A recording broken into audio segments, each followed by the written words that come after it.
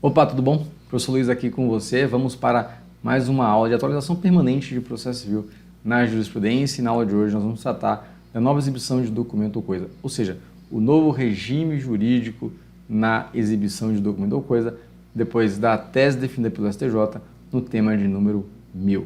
Essa aula, portanto, faz parte do projeto de atualização permanente de processo civil na jurisprudência.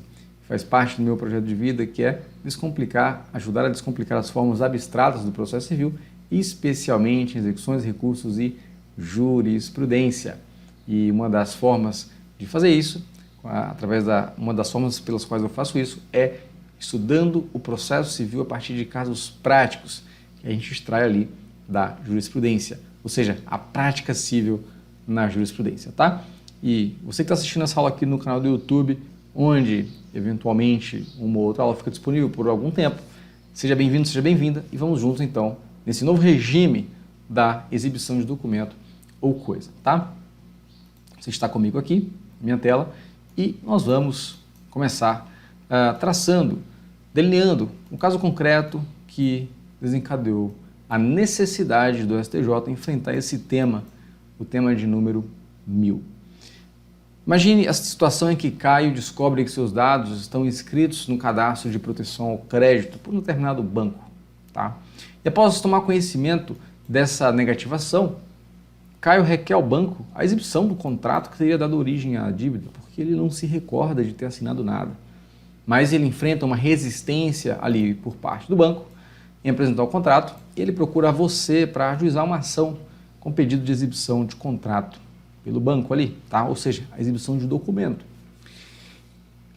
Houve a seguinte interrogação: seria possível arbitrar multa para que o banco apresente, exiba o documento, ou seja, o contrato ali? É possível esse arbitramento de multa? Ora, talvez você deve estar se questionando, né? Mas não seria óbvia a possibilidade de arbitramento de multa, já que a multa é uma medida coercitiva tão amplamente utilizada para efetividade das decisões judiciais, tá? Mas vamos ver que não é bem assim no caso de exibição de documento ou coisa. Mas antes disso, por que o caso chegou ao STJ? Veja que no percurso desta demanda, em primeiro grau, o juiz simplesmente extinguiu a ação por suposta falta de cabimento dessa ação de exibição de documento no Código de Processo Civil de 2015. Isso foi uma discussão doutrinária que se instaurou sobre o ainda cabimento da ação de exibição de documentos na vigência do CPC de 2015. Será que seria possível ou estaria inviabilizada essa propositura de ação em razão da nova ação de produção antecipada de provas prevista ali a partir do artigo 381 do CPC? Em que pese o posicionamento aqui do juízo de primeiro grau, tá, na minha concepção, essa ação de exibição de documentos de forma autônoma ela é totalmente possível, como você vai perceber aqui ao longo da nossa aula, e essa possibilidade é reconhecida pelos tribunais, inclusive pelo Superior Tribunal de Justiça. No caso concreto ali, o tribunal, em grau de apelação, ele anulou a sentença que havia extinto a ação, só que ele foi além, ele aplicou a teoria da causa madura e julgou o mérito da exibição de documento para intimar o banco para apresentar o contrato sob pena de multa. Então olha o que o tribunal fez. O tribunal aplicou a teoria da causa madura e numa tacada só, tá, condenou o banco a exibir o contrato sob pena de multa. Observe que o tribunal reconheceu a possibilidade de aplicação de multa. E então o banco recorreu ao STJ para poder fazer a seguinte pergunta: STJ, pode ou não pode ter multa? Então o banco entendia que não poderia ter multa na exibição de documento. Então, a STJ, pode ou não pode ter multa na exibição de documento? Então o banco recorreu ao STJ com fundamento na ausência de cabimento de multa coercitiva no pedido de exibição de documento contra a parte adversa. Veja que nós temos diversos detalhes aqui e por isso essa preocupação de entender a questão a partir do caso concreto, tá? Então veja que essa é a tese repetitiva que a gente está discutindo aqui no tema de número 1000, afetado a partir do RESP 1777553 e julgado pela segunda sessão do STJ, com a seguinte tese a ser definida. Cabe multa como medida coercitiva para exibição de documento ou coisa que, em tese, esteja em poder da parte contrária. Veja, tá? Destaco para você, cabe multa como medida coercitiva. Então, podemos ter outras medidas coercitivas, além da multa. Aqui estamos discutindo se cabe multa, tá? Para exibição de documento ou coisa que esteja em poder da parte contrária. Não estou falando aqui de documento ou coisa que esteja em poder de terceiro, entende? E é muito importante você entender a tese que está sendo definida, a tese definida para eventual distinguishing, eventual distinção no caso concreto, tá? Então, a controvérsia aqui foi restrita à exibição incidental ou autônoma, deduzida contra a parte contrária, não contra terceiro, como eu disse aqui. O tema 1000 não abrangeu, por exemplo, a produção antecipada de provas, artigo 381. Esse tema 1000, decidido pela segunda seção do STJ, abrangeu apenas a exibição de documento em ação autônoma, tá bom? Ou de forma incidental, desde que contra a parte contrária, mas não a produção antecipada de provas. E a tese foi fixada pela segunda seção, ou seja, abrangeu a terceira e a quarta turmas, que são turmas que decidem questões de direito privado, não abrangeu, por exemplo, a primeira seção, portanto, que decide questões de direito público. Então, a fazenda pública, tá, não foi abarcada essa tese. É cabível arbitramento de multa no caso de exibição de documento pela fazenda pública? Entendo que as mesmas razões são aplicáveis, tá? Mas é importante deixar isso claro para que a gente entenda a dinâmica, até mesmo aqui a dinâmica de um precedente, nesse caso, um precedente obrigatório, fixado pela segunda seção para relações de direito privado, ok? Pode alcançar a primeira seção, desde que a primeira seção ratifique isso aqui, sim, alcançando aí a fazenda pública. Bom, então, feitas essas considerações sobre a delimitação do alcance da tese, tá? É preciso compreender, ainda que de forma breve, o que é a exibição de documentos, já que é essa a temática que a gente está trabalhando aqui. Então, o que é a exibição de documento em si? É um direito? O que é isso? Tá? E perceba que a forma mais conhecida da exibição de documento, sem dúvida, é a sua forma instrumental. Eu quero a exibição de documento para ajuizar uma outra ação ou para prevenir um conflito. Tá? E são essas hipóteses trazidas ali no artigo 381 do Código de Processo Civil, mas a exibição de documento também pode ser um fim em si mesmo. Sim. A exibição de documento, no caso de uma ação autônoma, ela pode ser um fim em si mesma. Olha, eu quero ter acesso a esse documento, quero ter acesso a esse contrato. Por quê? Simplesmente porque eu tenho alguma relação que toca nesse contrato, eu quero acessar esse contrato. Não para necessariamente ajuizar ou não, ou prevenir um conflito, tá? Essa ação autônoma me dá a possibilidade simplesmente de pleitear o acesso a um determinado documento ou coisa. Então pode ser a cópia do contrato, pode ser a cópia de um prontuário médico, por exemplo. E veja que, embora eu possa pedir este objeto, um desses objetos, como um fim em si mesmo, eu também posso querer ter acesso a esses objetos para viabilizar uma ação futura ou para prevenir o ajuizamento de uma ação, prevenir um conflito. Então, o que vai distinguir se essa exibição de documento é um fim em si mesmo ou não, não é o objeto a ser exibido, mas sim a causa de pedir, tá? É a causa de pedir. Então, nós temos, de outro lado, esse direito subjetivo de acesso ao documento ou coisa de forma instrumental, justamente para viabilizar uma outra coisa, tá? Viabilizar ou uma outra ação, uma outra demanda, ou prevenir uma outra demanda, por exemplo, tá bom? Isso pode ser feito em ação de produção antecipada de prova ou pedido incidental de exibição de documento ou coisa na própria ação. Então, imagina que se ajuiza ali uma ação indenizatória, certo? Ajuiza a ação indenizatória e pede a inversão do ônus da prova para que o banco apresente nos autos o contrato. Percebe? Isso é um pedido incidental de exibição de documento ou coisa ali, tá? Veja que esse caso, tá? Esse RESP 177-7553 da segunda seção, ele chegou ao STJ a partir de uma ação iniciada na vigência do CPC de 2015. E a discussão é, cabe ou não cabe multa coercitiva para a exibição de documentos. Na vigência do CPC de 73, o STJ fixou diversas teses envolvendo essa temática. Por isso que a gente precisa entender como que era no CPC de 73, para depois chegarmos ao CPC de 2015 e, a partir das diferenças entre um regime e outro, podemos tirar nossas conclusões e chegarmos com muito mais clareza à tese fixada. Tá? Então, na vigência do CPC de 73, não cabia a fixação de multa a ser paga pela parte contrária que deixasse de exibir documento ou coisa. Esse era o regime jurídico que vigorava ali. Tá? E qual que era, então, professor, a consequência, já que não cabia multa coercitiva para o caso da parte deixar de cumprir a exibição? A consequência ali, né, mais conhecida era a presunção de veracidade dos fatos narrados pela parte requerente. Então, banco, inversão do ônus da prova, por exemplo, apresente o documento, tá? Ação indenizatória ali. O banco não apresenta o documento, o juiz, então, presumiria serem verdadeiras as razões, os fatos alegados pela parte autora para condenar o banco. E isso, a partir do artigo 359 do Código de Processo Civil, segundo o qual, ao decidir o pedido, o juiz admitirá como verdadeiros os fatos que, por meio de documento ou coisa, a parte pretendia provar.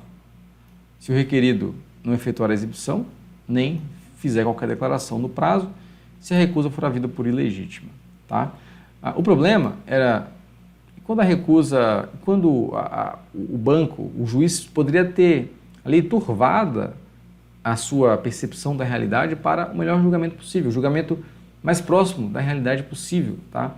E, de alguma forma, o banco ali que deixasse de exibir o documento poderia deixar de exibir de forma dolosa, de forma proposital, justamente com a intenção de turvar a visão do juiz sobre a realidade dos fatos, porque a apresentação do documento poderia revelar coisas que ele não gostaria que viessem à tona e poderia influenciar, tá, no julgamento, agravando até mesmo a sua sucumbência ali eventual. Mas, professor, por que no CPC 73 era vedada essa aplicação de multa como medida coercitiva? E, por incrível que pareça, simplesmente porque não tinha previsão legal. Tá? Não tinha previsão legal. E se você conhece um pouquinho aí da história das execuções, você vai se recordar que nos primórdios as execuções elas eram pautadas especialmente nas medidas subrogatórias. Não era dado ao Estado coagir ninguém no processo, coagir o executado no processo para fazer ou deixar de fazer alguma coisa. Tá? Ele poderia optar por não cumprir a obrigação, ele não poderia ser coagido a não cumprir, cabendo ao Estado buscar meios, por exemplo, de cumprimento da obrigação de forma alternativa a partir da expropriação de bens.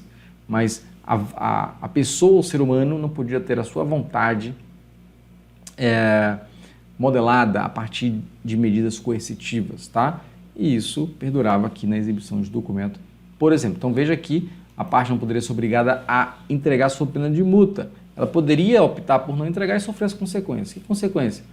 Presunção de veracidade dos fatos narrados pela parte autora.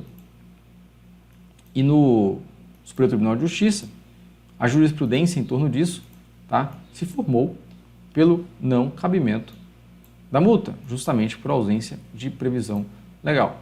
Nós tivemos diversas teses, né, construídas, por exemplo, no tema 705 da STJ, segundo o qual descabe multa combinatória na exibição incidental ou autônoma de documento relativo a direito disponível. Também, na súmula 372, na ação de exibição de documentos, não cabe a aplicação de multa combinatória. Veja então que essas teses foram construídas na vigência do CPC de 73, segundo as quais incabível a aplicação de multa coercitiva para coagir a parte a exibir documento ou coisa, tá? E a ausência de presunção. E além disso, né, apesar de não caber multa, apesar de uma das consequências ser a presunção de veracidade, não era possível se presumir veracidade no caso de ação autônoma para exibição de documento.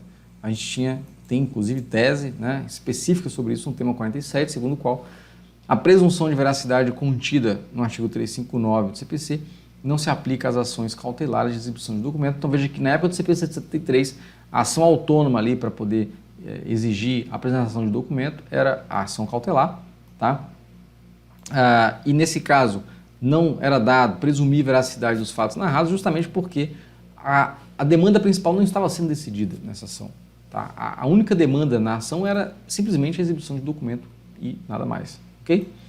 Bom, como é que se coagia então a parte que exibiu o documento na vigência do CPC de 73? Nós tínhamos, basicamente, no caso de parte contrária, a busca e apreensão e a presunção de veracidade, que não era aplicável no caso de ação autônoma. E no caso de terceiro, porque um documento ou coisa ser exibido poderia estar em poder de terceiro, nós teríamos a busca e apreensão e também, sem prejuízo do crime de desobediência ali pela apresentação, tá? Pela não apresentação do documento ou coisa. Só que esse tipo de consequência, tá? Esse tipo de sanção, ele, de acordo com a percepção da doutrina, da jurisprudência, era pouco efetivo.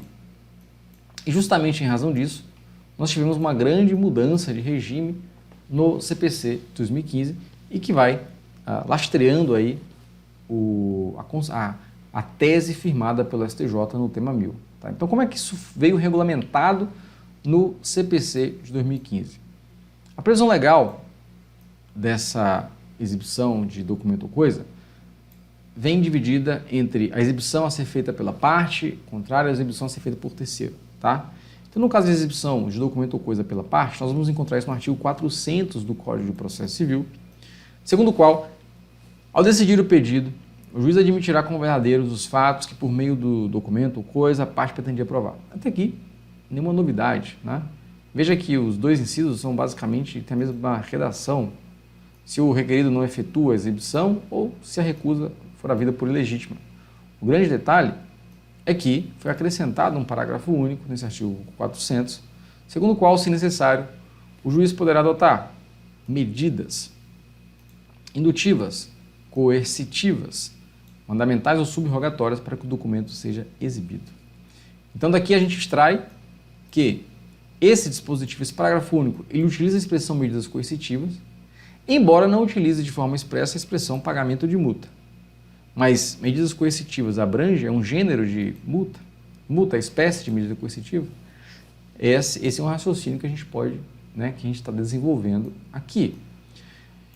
E, no caso da exibição de documento ou coisa por terceiro, isso foi regulamentado no artigo 403 do CPC, segundo o qual, se o terceiro, sem justo motivo, se recusar a efetuar a exibição, o juiz ordenar-lhe-á que proceda ao respectivo depósito em cartório ou em outro lugar, etc, etc. Aí vem o parágrafo único. Veja, se o terceiro descumprir a ordem, o juiz expedirá mandado de apreensão, requisitando, se necessário, força policial, sem prejuízo da responsabilidade por crime de desobediência, pagamento de multa e outras medidas indutivas, coercitivas, mandamentais ou subrogatórias necessárias para assegurar a efetivação da decisão. Aqui, então, nós temos de forma expressa a menção ao pagamento de multa, mas também o dispositivo diz outras medidas, como se pagamento de multa fosse apenas um exemplo de medidas, a exemplo de medidas indutivas, também coercitivas. Ora, diante disso, nós temos aqui no parágrafo único do 403 a menção expressa à expressão pagamento de multa e a menção à expressão medidas coercitivas. Olha a diferença. No parágrafo único do 400, não se utiliza a expressão pagamento de multa, mas se utiliza a expressão medida coercitiva. Tá?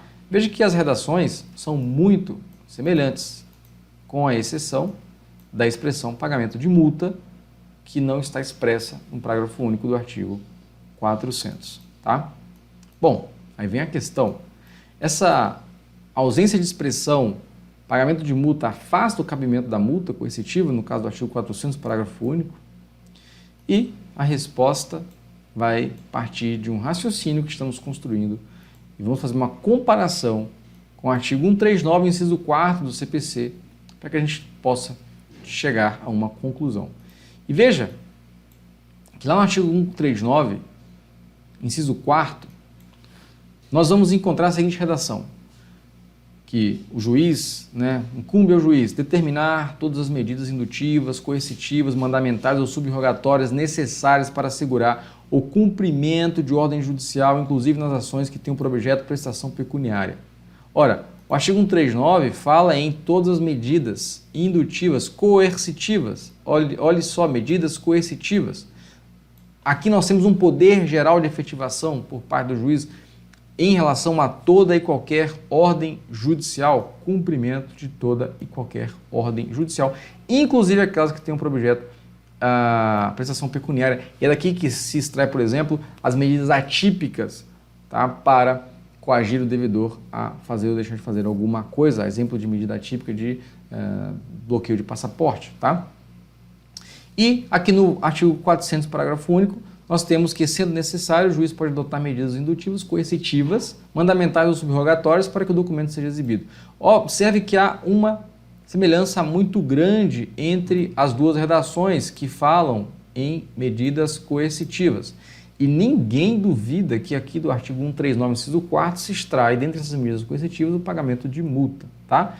Então, aqui nós temos medidas coercitivas, no 139, inciso 4, também temos medidas coercitivas no 400, parágrafo único. Então veja que são redações muito semelhantes, tá? E ninguém duvida ali que a expressão medidas coercitivas contida no artigo 139, inciso 4, abrange também o pagamento de multa. Então por que essa mesma expressão no artigo 400 não abrangeria a multa? Essa é a reflexão, tá? Ora, temos algumas objeções que poderiam ser levantadas contra a aplicação dessa multa. Por exemplo, ninguém está obrigado a produzir provas contra si mesmo. Então, não se poderia aplicar multa para obrigar a pessoa a exibir um documento contra si. Acontece que, embora nós tenhamos a previsão legal desse direito de não produzir prova contra si mesmo, no artigo 379 do CPC, segundo o qual, preservado o direito de não produzir prova contra si próprio, incumbe à parte, tá? Atender ali às ordens. Apesar disso, esse artigo 379, esse direito de não produzir provas contra si mesmo, vai se aplicar apenas na seara penal. O enunciado 51 do FPPC, Fórum Permanente de Processualistas Civis, diz que a compatibilização do disposto nesses dispositivos, artigos 378 e 379, com o artigo 5º, inciso 63 da Constituição Federal, assegura à parte exclusivamente o direito de não produzir provas contra si em razão de reflexo no ambiente penal.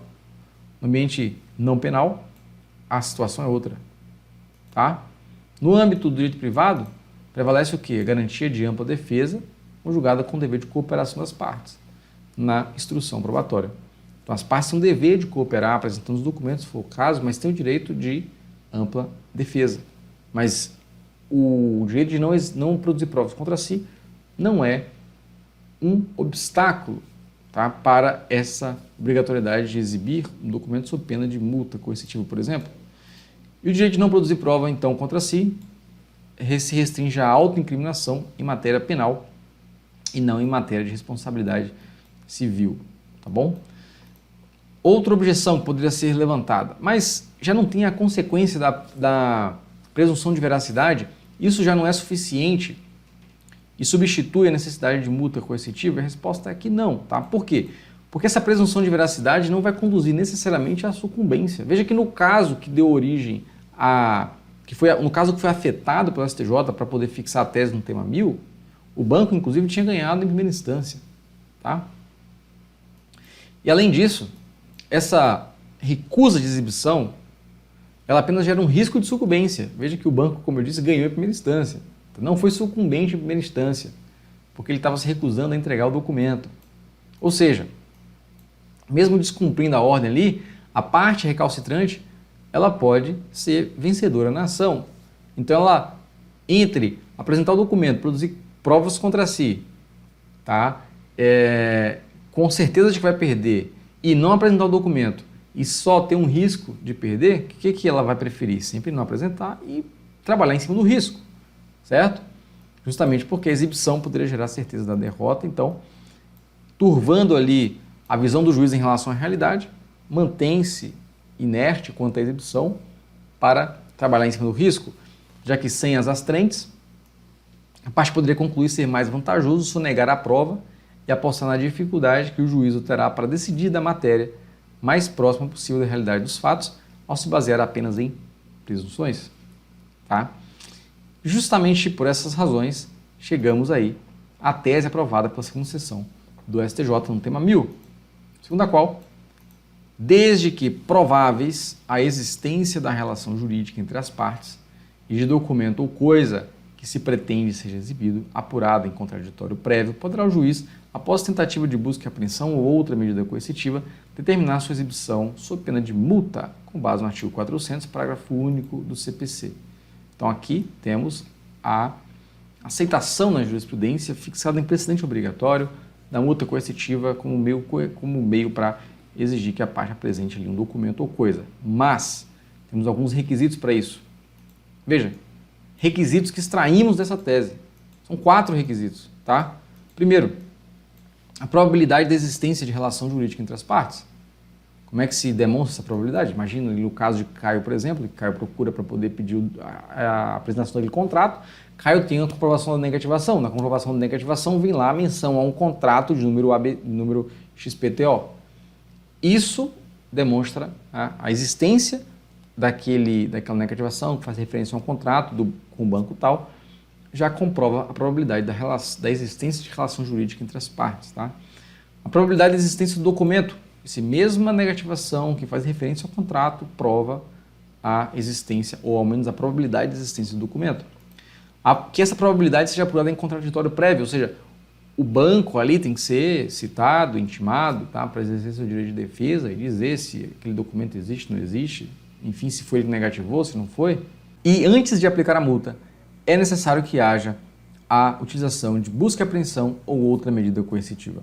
Veja que isso aqui foi uma condicional que o STJ colocou na fixação da sua tese. Então, justamente por essa razão, nós vamos trabalhar a construção de uma petição, tá? Levando em consideração esse novo regime e esses requisitos aqui traçados pelo STJ. Professor, essa tese se aplica para qualquer caso? E a resposta é não, tá? Por quê? Porque essa tese vai se aplicar apenas para os pedidos de exibição de documento a partir do CPC de 2015. E em relação ao CPC de 73, continuam aplicáveis ali todas as demais teses anteriores, do tema 47, 149, 705, súmula 372 do STJ. Então veja que a súmula 372 do STJ continua sendo aplicável, ela não foi superada, ela continua aplicável para os casos do CPC de 73, tá? E no caso do CPC de 2015, entra aí o novo regime com a possibilidade de multa, tá bom? E agora, professor? E agora nós vamos então para a construção da nossa petição, justamente para garantir a você a melhor experiência possível em relação a esse tema, tá? Preparei uma petição simulando aqui esse caso para requerer a exibição de documentos com base nesse novo regime no CPC de 2015 e com base atendendo a esses requisitos traçados pelo Superior Tribunal de Justiça. É o que nós vamos trabalhar agora, tá? Então, se você está assistindo essa aula aqui no canal do YouTube, convido você e não faz parte do portal de assinatura de processo civil na jurisprudência, convido você a fazer parte da nossa atualização permanente, clicando no link que vai estar na descrição desse vídeo para fazer a sua assinatura agora mesmo, com conteúdo 100% liberado, e você pode cancelar quando quiser, tá bom? Então, a próxima parte dessa aula estará dentro do portal com não só a construção, mas também a petição para download, para que você possa utilizar aí na sua prática forense. Um forte abraço e até breve.